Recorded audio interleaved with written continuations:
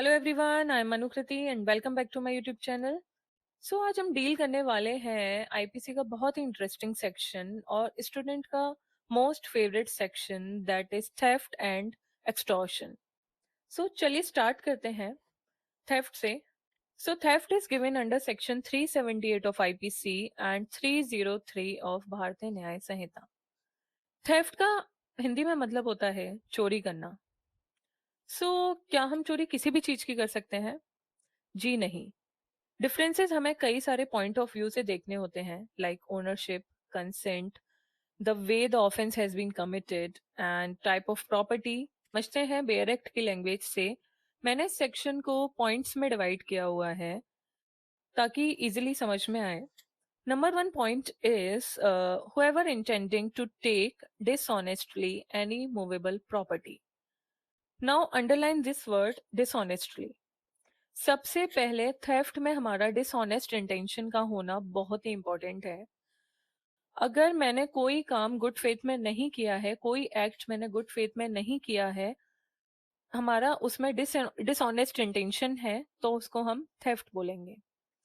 दूसरा पॉइंट है any movable property. whoever intending to take dishonestly any movable property. क्या मैं किसी भी इमूवेबल प्रॉपर्टी की चोरी कर सकती हूँ? क्या मैं किसी का घर उठा के ले जा सकती हूँ? जी नहीं। तो जो चोरी होगी वो किसी मूवेबल प्रॉपर्टी की होगी।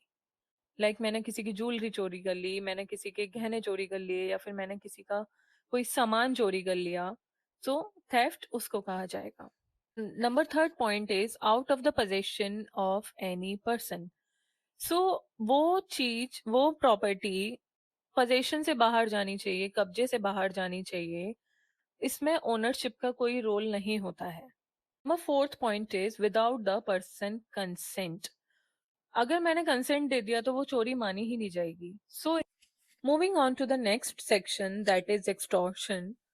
सो extortion is given under section 383 of IPC and 308 of Bharatiya Nyaya Samhita. Extortion को समझते हैं, एक्सटॉर्शन का मतलब क्या होता है। एक्सटॉर्शन का मतलब होता है किसी पर्सन को धमकाना, किसी पर्सन को धमकी देकर उसकी वैल्यूएबल सिक्योरिटी, वैल्यूएबल प्रॉपर्टी अपने नाम ले लेना, अपने पास रख लेना। इसमें वो पर्सन खुद से प्रॉपर्टी नहीं ले रहा है, वो सामने वाले को धमकी दे रहा है, धमका रहा है, और उसको डरा धमका कर वो प्रॉपर्टी अपने नाम कर रहा है। इसको हम बोलते हैं एक्सटॉर्शन। इसको भी हम बेयर एक्ट की लैंग्वेज से समझेंगे। इसको भी मैंने पॉइंट्स में डिवाइड किया हुआ है। Number one point is whoever intentionally puts any person. Now underline this word any person. any person का क्या मतलब है? any person मतलब वो उसका ओनर भी हो सकता है, वो उसके पोजेशन में भी हो सकता है। he could be the owner also, or he could be in possession of that property also. Number second point is in fear of any injury to that person or any other person. इसमें डर दिखाना जरूरी है उस person को या फिर किसी और पर्सन को जिसमें वो इंटरेस्ट रखता हो कि वो उसको हार्म पहुंचाएगा, वो इसको इंजरी कर देगा।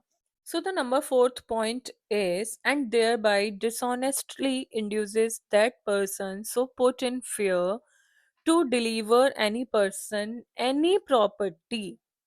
इसका मतलब है कि उसको डर भी दिखाना जरूरी है, उसको फियर कॉज करना जरूरी है, एंड उस फियर के कॉन्सिक्वेंस में वो प्रॉपर्टी आपको मिलनी भी चाहिए, तब जाकर ही आपका वो एक्सटॉर्शन माना जाएगा। एनी प्रॉपर्टी से क्या मतलब है? एनी प्रॉपर्टी में आता है valuable security, anything signed, sealed which may be converted into a valuable security, it commits extortion. Valuable property मतलब कोई भी प्रॉपर्टी जिस जो कि कैश में हम कन्वर्ट करवा सकते हैं, या फिर कोई भी ऐसा डॉक्यूमेंट जो हमने साइन किया हुआ रखा है, उसको हम वैल्यूएबल सिक्योरिटी में कन्वर्ट करवा सकते हैं। इसको हम एक्सटॉर्शन बोलते हैं। Thank you so much. If you like this video, please like, share and subscribe. Till then, stay tuned, stay informed. Thank you.